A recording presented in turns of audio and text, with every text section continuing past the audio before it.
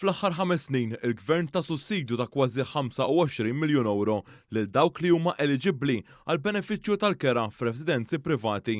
Dan ħareġ minn informazzjoni ngħatat mill-Ministru għall-Akkomodazzjoni Soċjali Rodrigue Galdes fil-Parlament. F'din l-informazzjoni ħareġ kif bejn l-2017 u Mejju ta' din is-sena gawdew minn din l-iskema iżjed minn 18,600 persuna. Il-Ministru Galdes qal kif dan il-Gvern huwa impenjat li kulħadd ikollu saqaf fuq rasu.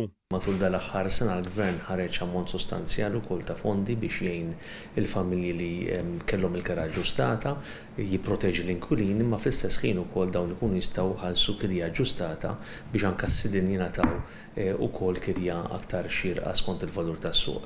Minn din l-istatistika ħareġ kif l-iżjed sena li fiha gawdew nies f'dawn l-aħħar 5 snin kienet is-sena li għaddiet meta gawdew aktar minn 4,000 persuna waqt li l-Gvern issussidja iżjed minn 7 miljun u 700,000 euro. Sal-5 xahar ta' din is-sena gawdew minn din l-iskema kważi 3,400 persuna waqt li s-sussidju kien jammonta għal 3 miljun u nofs euro.